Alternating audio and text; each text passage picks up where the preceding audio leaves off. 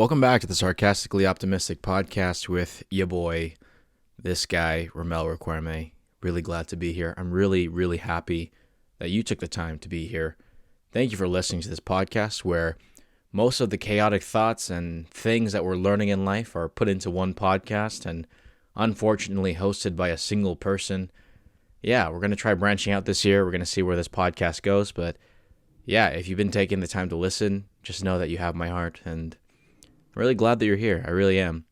So, yeah, rather than going on for 7 minutes about the intro, I'm just going to jump right into it. New Year. Happy Lunar New Year. For those of you that celebrate it, going to be dropping this on a Monday, so you probably already celebrated it.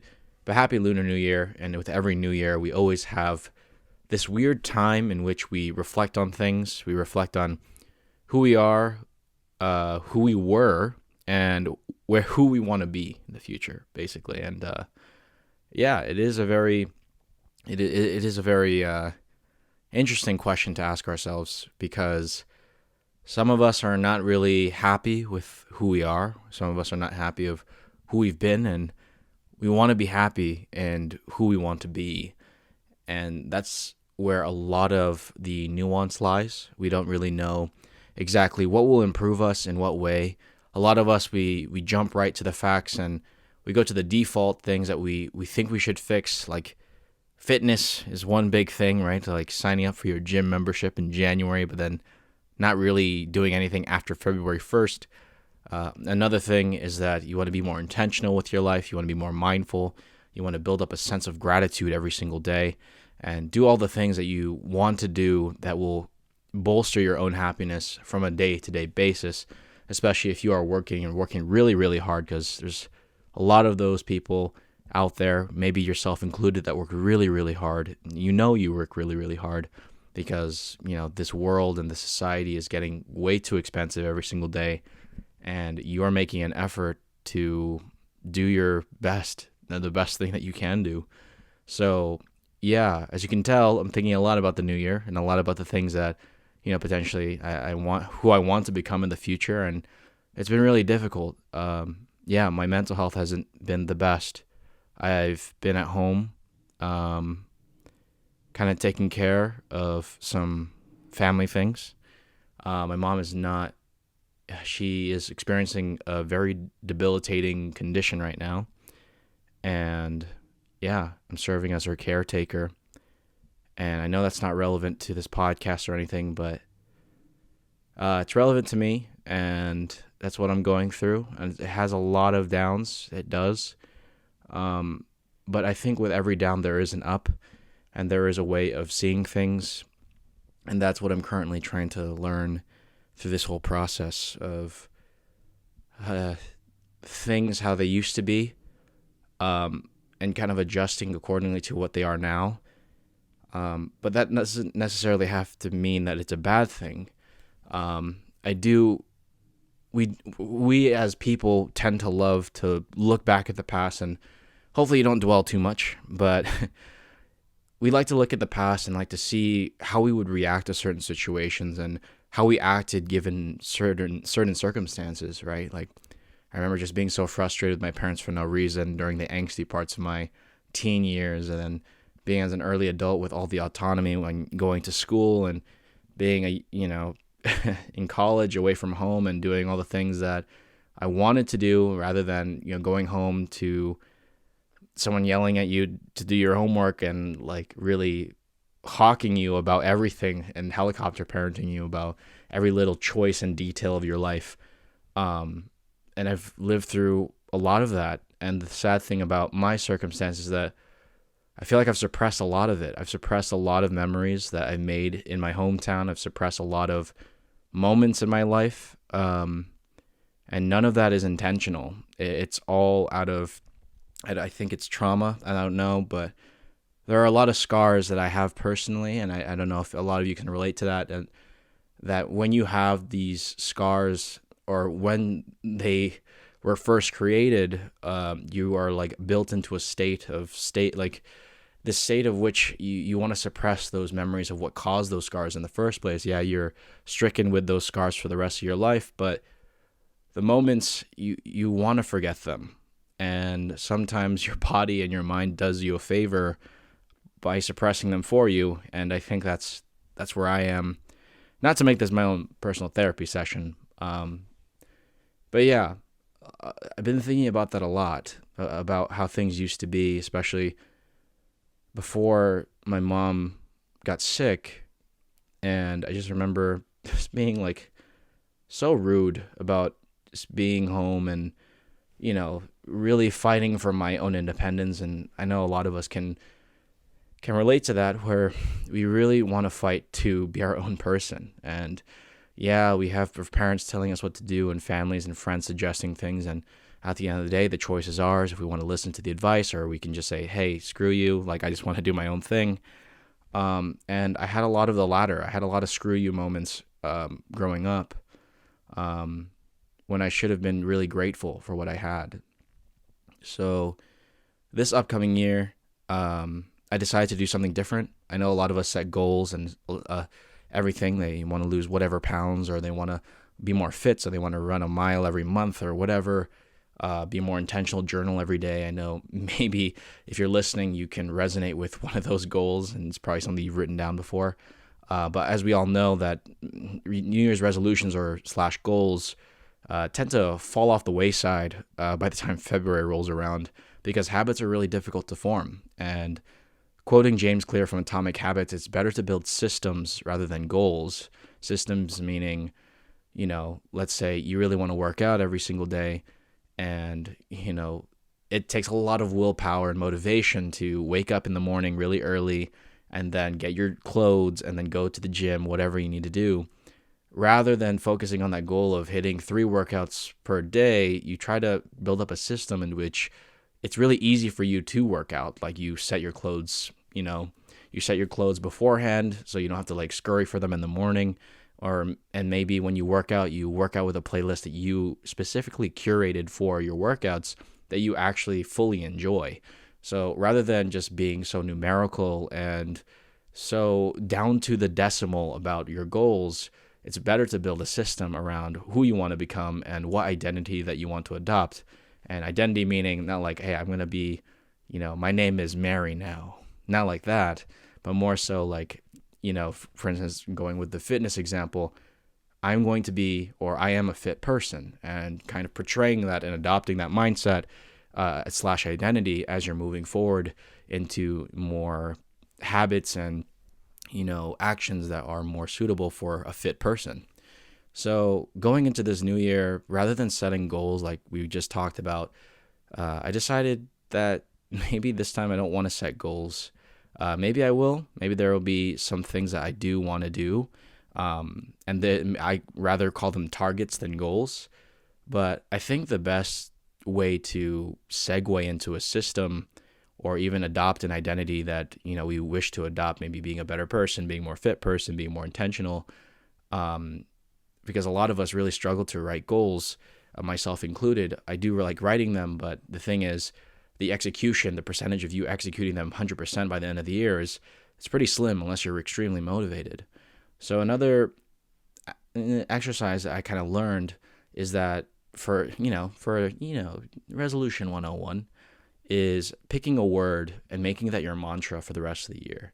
So for mine, it's action. I really love intaking a lot of information, just like all of you, going on the medias, reading books, watching movies, watching documentaries, whatever that need to be. But the thing is, what really makes this life count is what you do with that information, what you do with the output, right? Like, I recently listened to a podcast. This guy named Rick Rubin was saying that our main responsibility in this life is publishing. It's not about overthinking what we're thinking and, overthinking the anxiety of what people may portray us as and how they perceive us. It's actually about you putting your best foot forward and you being creative in your own unique way. You have the ability to do things that no one else has the ability to do within yourself. And it is a detriment and it is a shame if you'll hold that to yourself. As we said in a previous episode, withholding your gifts to yourself is essentially just you having a really nice Christmas gift and just leaving it unwrapped underneath the tree just for the rest of your life? And what if that gift is going to be something that can benefit a lot of people? Not saying that this podcast or I am benefiting a lot of people, because I don't think that's the case, but I'm just saying that everyone has a gift to share, and we would all love to see it. And you have to let your true beauty shine in that way. So going back to why I'm bringing this up, picking a word and making it your mantra. For mine, it's action. Or I've been deciding between action or surrender, surrendering to the process, or taking action to create a process. Maybe for you, it might be different. Maybe it might be mindfulness. Mindfulness is a very, very great topic and a very, very good principle to adopt in your own life. And it's something that we all need. Now, using that mantra and taking it with you as if it's like tattooed on your heart and tattooed on your arm or your forehead as you go out throughout the whole year, that will be the thing that you're revolving around your actions all around, right? Whether it be intention is, let's just say intention is your word. So you start to think and raise awareness for each living moment. You start realizing that, the birds sound really nice in the morning, or that you really like the feel of pen on paper or pencil on paper. Or maybe you even like drawing more so because you don't do it for a letter grade. You're doing it for the sake of just drawing it and seeing how your heart and your mind perceive something, because we all draw, and as you can tell, we all have very different penmanship. We all have very different interpretations of how letters look, how things around us look. And for you, you're no different, right? Not that you are different, right? That's kind of a paradox, but it is no different for you. You are different in your own way, and you have a lot of gifts to share. And I really love seeing people, starting businesses or even just doing things that they love to do, because it's just so gratifying. And it is such a heartfelt reminder that we can do the same. We can literally wake up tomorrow and do the same. Or you don't even have to wait until tomorrow. You can literally do it right now and express yourself in the ways that you want to ultimately express yourself and be remembered by. And if you don't really care about your legacy, just be mindful of how to be of service to others in the given moment. So going into this year, it's really tough for me, given the circumstances that I'm personally going through right now. But I want to take action. I want to be more actionable with the things I'm learning with my, the books I'm reading, and whether it be self-help and psychological or philosophy. And a lot of it is just being grateful. It's having actionable gratefulness for the things around us and for the people around us. And, there are times that I just don't want to wake up. I just don't want to get out of bed and things like that. And, but I'm constantly reminded that there's people in my life, because I live for people, that remind me to keep going, that kind of remind me to be my best self, I guess. And all I can do in return is be my best self for them and be of service to them to the best of my ability. And you know who you are if you're listening. I'm really grateful. And I really want to take action this year regarding the things that I want to do, especially since I've been waiting for so long. And again, I remember I said I took a lot of things for granted growing up, and a lot of those memories have been unintentionally suppressed. And when my mom was well, I took a lot of things for granted, and now she's sick, I'm realizing a lot of the things that I shouldn't have been complaining about, I shouldn't have been condemning, I shouldn't have been criticizing.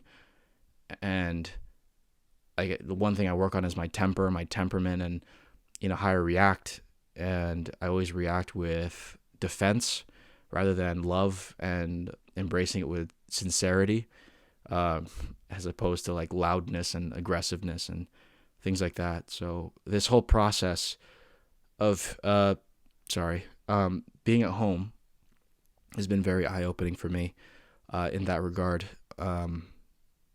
So yeah, having a shift in your personality and being open, not just open-minded, because we always talk about closed-mindedness versus open-mindedness, but I think what's really important is being open-hearted, because if we keep our hearts closed and we isolate ourselves, and that doesn't mean just physically and in our rooms, even though I'm talking to you in a room, it could also mean that we isolate ourselves emotionally in a state that we don't really allow the love that others are projecting towards us to enter.